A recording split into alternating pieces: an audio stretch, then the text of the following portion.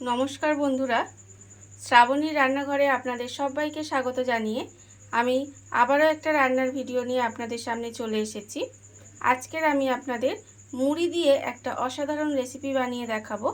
আশা করি আপনাদের ভালো লাগবে। তার জন্য কিন্তু আমার পুরো ভিডিওটা আপনাদের দেখতে হবে। তাহলে চলুন এই মুড়ি দিয়ে আজকের আমি কি বানাই সেটা আপনারা একবার দেখে নিন। মুড়ির এই রেসিপিটা বানানোর জন্য প্রথমে আমি এখানে মুড়ি নিয়ে নিয়েছি, এক বাটি মুড়ি নিয়েছি। মুড়িটা কিন্তু আমি 10 থেকে 15 মিনিটের মতো ভিজিয়ে রেখেছিলাম। তারপরে মুড়িটাকে জলটা ছেঁকে নিয়েছি। এবার আমি একটা মিক্সিং জার নিয়ে নিয়েছি। মিক্সিং জারের মধ্যে এই ভেজা মুড়িটা কিন্তু দিয়ে দেব, দিয়ে একটা মুড়ির পেস্ট বানিয়ে নিতে হবে। মুড়ির পেস্টটা আমার এখানে রেডি হয়ে গেছে। দেখুন পেস্টটা কিন্তু ঠিক এরকম হবে। এবার আমি একটা বড় বাটি নিয়ে নিয়েছি, বাটির মধ্যে কিন্তু মুড়ির পেস্টটা ঢেলে নেব। মুড়ির পেস্টটা আমি এখানে ঢেলে নিয়েছি। এইবার আমি এর মধ্যে দিয়ে দেব প্রথমে আন্দাজ মতো নুন। তারপরে আমি এর মধ্যে দিয়ে দেব একটা কাঁচা লঙ্কা কুচি করে রেখেছি, সেটা আমি এর মধ্যে দিয়ে দিলাম। দেব খুব অল্প সামান্য একটু পেঁয়াজ বাটা, দেব এর মধ্যে অল্প একটু আদা বাটা, আর আমি দেব এর মধ্যে অল্প সামান্য একটু রসুন বাটা। এবার আমি এর মধ্যে দিয়ে দেব বেসন। এখানে আমি বেসনটা দেব আর হাত দিয়ে কিন্তু মাখতে থাকবো। যতটা বেসন লাগবে ততটা আপনারা বুঝে কিন্তু দেবেন। আমি এর মধ্যে কোনো রকম জল দেব না, এই বেসনটা দিয়েই কিন্তু এটা মেখে নিতে হবে। মুড়ির মধ্যে বেসন দিয়ে খুব ভালোভাবে মেখে নিয়েছি। মাখাটা কিন্তু ঠিক এরকম হয়েছে দেখুন। আর অন্যদিকে কিন্তু গ্যাসটা অন করে একটা কড়া বসিয়ে দিয়েছি। কড়ার মধ্যে আমি ভাজার জন্য দিয়েছি সর্ষের তেল। আপনারা কিন্তু সর্ষের তেলের বদলে সাদা তেলও ব্যবহার করতে পারেন। আমি তেলটা এখানে গরম করতে দিয়েছিলাম, তেলটা গরম হয়ে গেছে। এইবারে এর থেকে ছোট ছোট করে এইভাবে কোপ্তার মতো করে দিয়ে ভেজে নেব। ঠিক এইভাবে ছোট ছোট করে দেব আর উল্টে পাল্টে একটু লাল করে ভেজে নিতে হবে। কোপ্তাগুলো আমার এখানে ভাজা হয়ে গেছে। আমি কিন্তু এখানে মুড়ির কোপ্তা বানাচ্ছি, মুড়ির কোপ্তা কারি।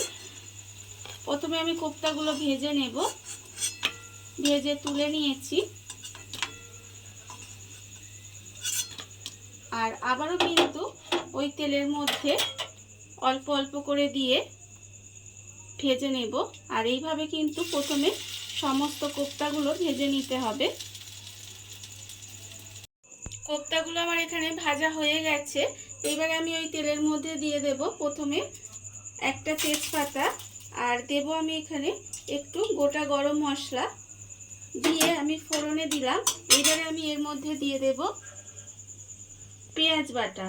এখানে আমি 1 চামচ মতো পেঁয়াজ বেটে রেখেছি, সেই পেঁয়াজ বাটাটা আমি তেলের মধ্যে দিয়ে দিলাম, দিয়ে একটু নেড়ে চেড়ে নেব। এবার আমি এর মধ্যে দিয়ে দেব রসুন বাটা। এখানে আমি 1 চামচ মতো রসুন বেটে রেখেছি, সেটা দিয়ে দিলাম।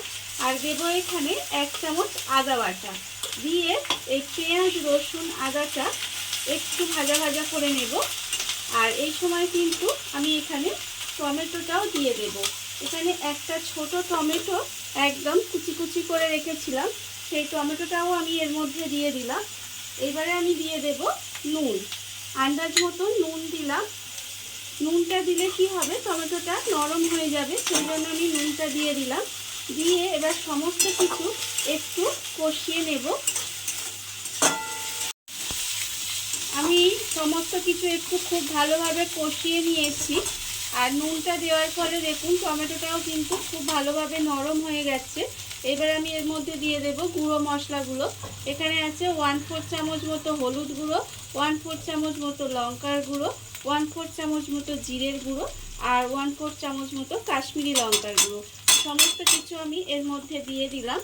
দিয়ে আবারও কিন্তু খুব ভালোভাবে একটু কষিয়ে নেব। আর এই সময় দিয়ে দেব আমি স্বাদ অনুযায়ী অল্প সামান্য একটু চিনি দেব। স্বাদের ব্যালেন্সের জন্য কিন্তু এই চিনিটা আমি দিয়েই থাকি। এবারে সমস্ত কিছু আমি আবারও কিন্তু ভালোভাবে একটু কষিয়ে নেব। সমস্ত কিছু আমার এখানে ভালোভাবে কষানো হয়ে গেছে। দেখুন মশলাটা থেকে কিন্তু তেলও ছেড়ে গেছে। এই সময় আমি এর মধ্যে দিয়ে দেব জল। এখানে আমি অল্প সামান্য পরিমাণে জল দেব, খুব বেশি জল কিন্তু আমি এখানে দেব না।